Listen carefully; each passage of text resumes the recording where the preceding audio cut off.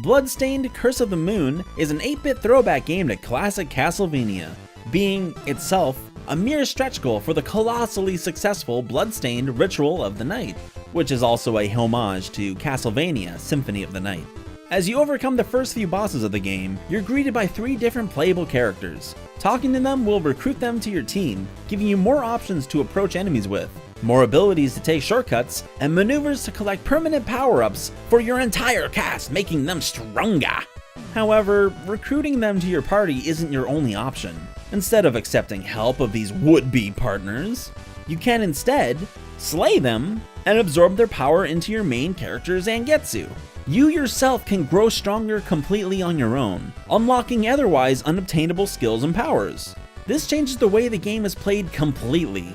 A separate difficulty option you can make outside of a select screen, one you consciously make on your own in-game.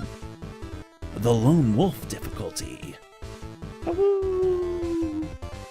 And when I say difficulty, I don't mean a straight increase or decrease of challenge. More so an adjacent mode, separate from the veteran casual options you get when starting the game. Gaining assistance from other characters will increase your survivability plenty with individual health bars alone.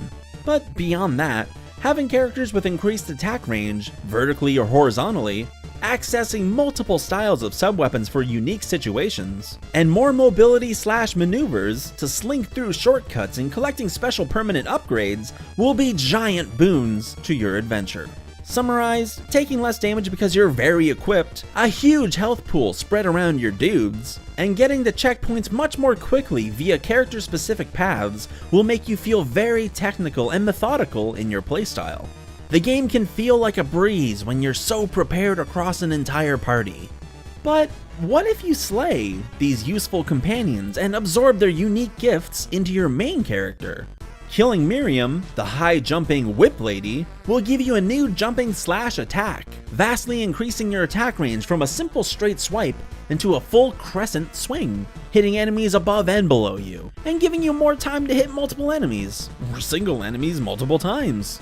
Killing Alfred, the game-breaking alchemist, will give you the double jump ability, allowing you to jump far higher, correct your jumps, or even anticipate a pitfall and evading it. Instead of committing to a jump, you now have plenty of options for engaging or disengaging from opponents. Killing Gabble, the battiest boy there is, will give you the dash ability, giving you a quick boost to your mobility that lasts through your entire 2 jumps.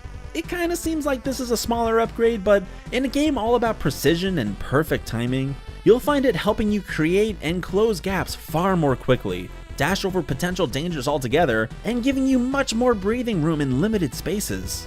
When you combine all these power-ups into a single character, it changes the game from a slower, thoughtful style into a much more flowy game. You'll be dashing, double jumping, and elegantly slashing about as you weave in and out of danger, and dispose of anyone in your path with great ease, if you have the talent to match your given abilities. But as you make your travels through the game, you're constantly reminded of your choices. The permanent HP and weapon point upgrades that are in full sight cannot be obtained at all, making you glance up at your lower capped stats with a knowing frown.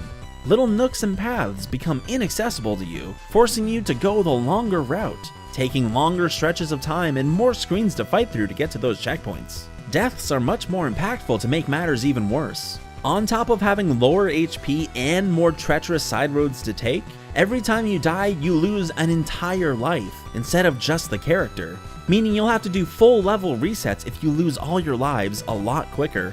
But you know, as they say, you gotta crack a few eggs if you want to make an omelet. Cracking eggs being killing, the eggs being your friends, and an omelet being an unparalleled samurai master who would finish off the final boss with one perfect anime slash, perfectly cutting them in 2? It's the best. So let's do a quick recap. You're far stronger and faster alone, what with your mobility and alternate attacks, fitting most situations. But at the same time, you're far stronger and faster as a team, what with shortcuts and more attack options. Either way you slice it, it really does feel like the pros outweigh the cons in either scenario. You're rewarded for your particular preference with a unique playthrough each time, despite you traveling more or less down the same routes, save the shortcuts. But what's more than that is that you're also given an alternate ending and special new game pluses for finishing the game on both of these playthroughs, giving you extra bang for your buck when playing this beautifully concise game, which is so rad. It's the raddest game. You gotta buy this game. It's like $10 on sale. You cannot go wrong. I promise you. Anyway, whether or not you've played it before or you're just watching this video and learning about it for the first time, what are your thoughts about Bloodstained: Curse of the Moon? Do you think this game does justice to the classic Castlevanias, or do you think it just turned out to be a lesser throwback game? Are there any other games that you can think of that have original, meaningful in-game difficulties? Be sure to holler at your boy and let me know in the comments below. And hey, if you fancy yourself an elite capital G gamer and want true NES-era difficulty, I recommend to you neither recruiting nor killing the partners of the game, while playing on, of course, Veteran mode, where you get knocked back when you're hit and you aren't given random health pickups every 5 steps. Playing the game this way is stupid difficult, but honestly, the screen right before the final boss will have you cursing to gods you didn't know existed.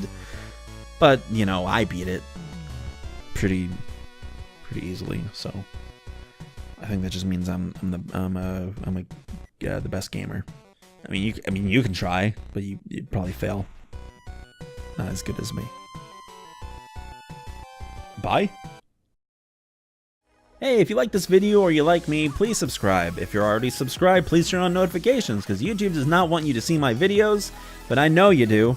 Thank you for being a friend, and I love you. Goodbye.